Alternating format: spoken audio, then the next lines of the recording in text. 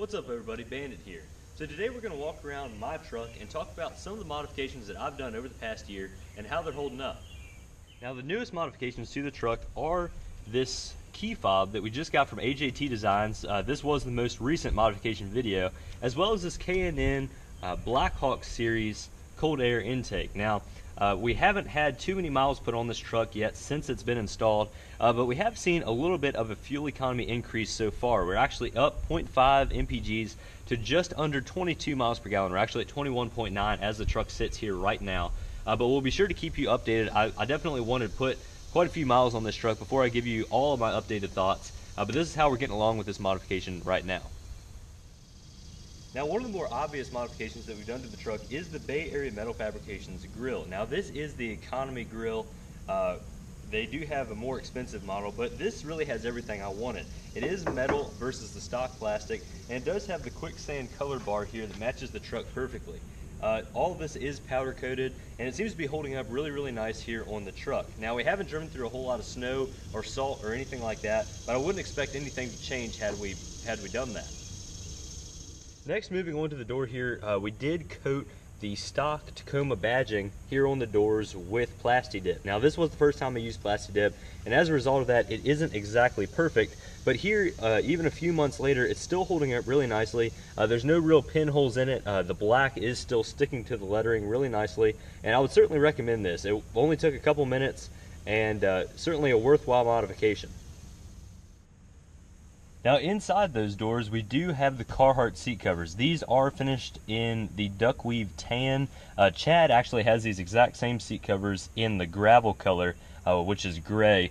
But these are really nice seat covers. They are water resistant and they are holding up absolutely perfectly even after a year of use. They are still really tight across the seat back, and this flap that they installed for the airbags that are in the seats does not get in the way at all, and it is a really nice product. Now, again, we have had these on the trucks for a little over a year, and Chad and I were just talking about the other day how we hadn't washed these yet. These are actually machine washable.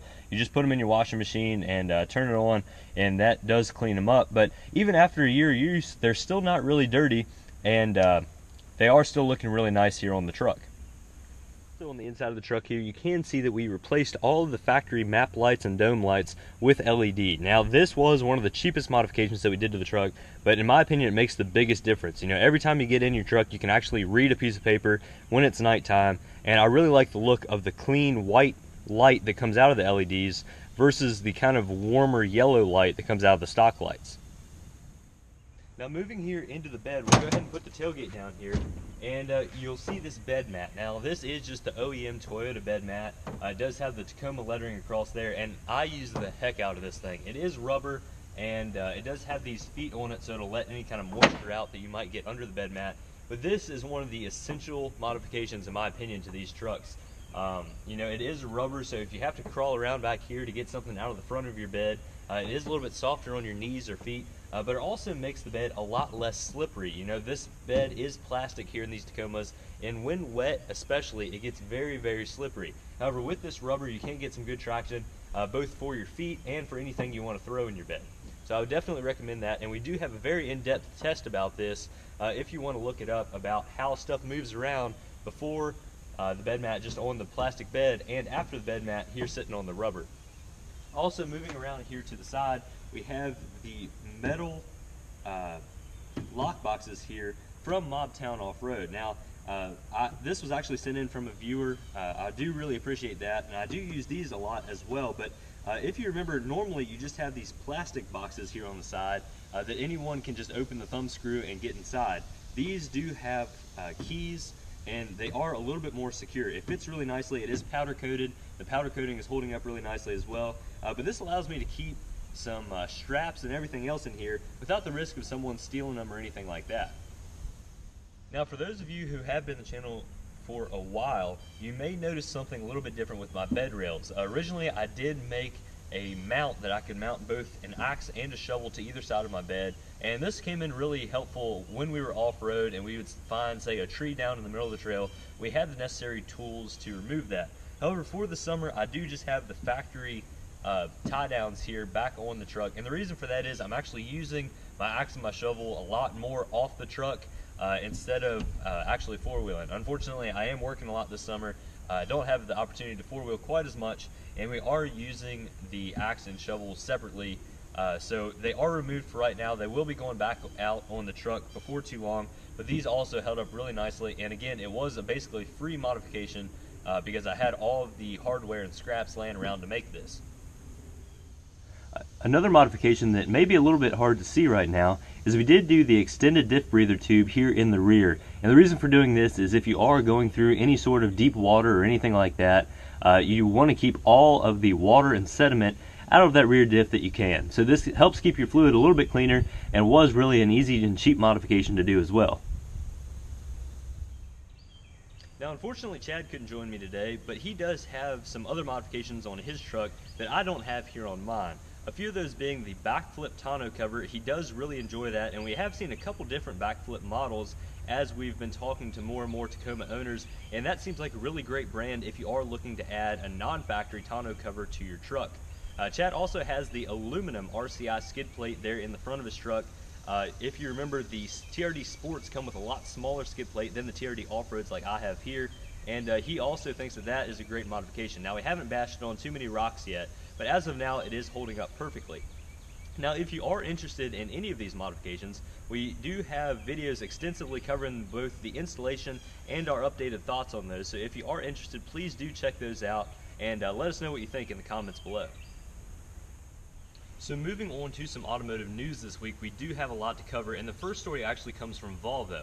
Now Volvo is saying by 2019 all of their new models that are being produced will at least be some electric variant, whether that's a mild hybrid system like a hybrid or a fully electric system, you know, like a Tesla or something like that, remains to be seen. And I'm sure it'll differ across those different models, but this is only new models. So if they continue, say, production of the XC90 there into, say, 2021 for the current generation, that will remain as it is, but any new architecture vehicle, any new power plants will at least be partially electric there. So interesting news to see, and it looks like Volvo is certainly taking a big step forward. They're into more environmentally friendly and green vehicles.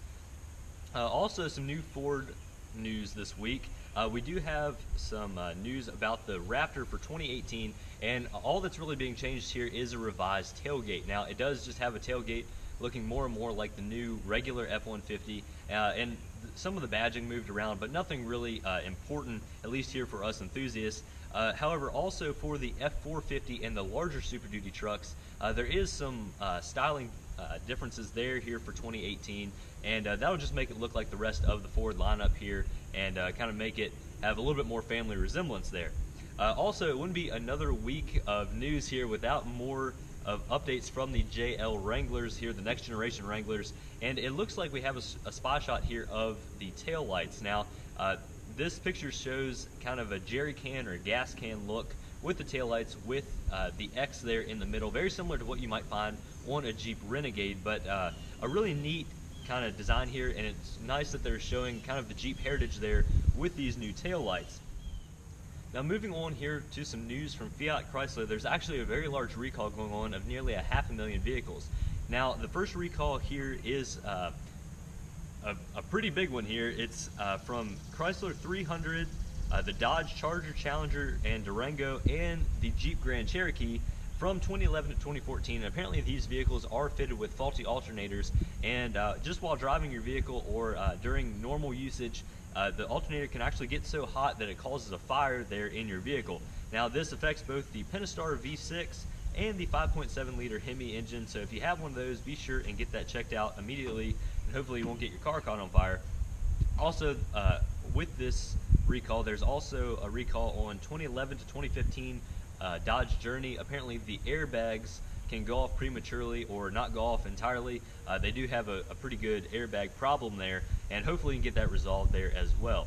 But that pretty much wraps up everything we have to talk about for this week. I think I was able to mention all of the modifications here done to our trucks, and let us know if you have anything that you've done to your truck that you really like, or anything that you would like to see done with our trucks. Now obviously we do have the Land Cruiser now that's sitting right behind the camera, and a lot of our money and time is going into fixing that up and trying to get it road and trail ready, and we'll hopefully have it out on the trails before too long here in a video, so be sure and stay tuned for that.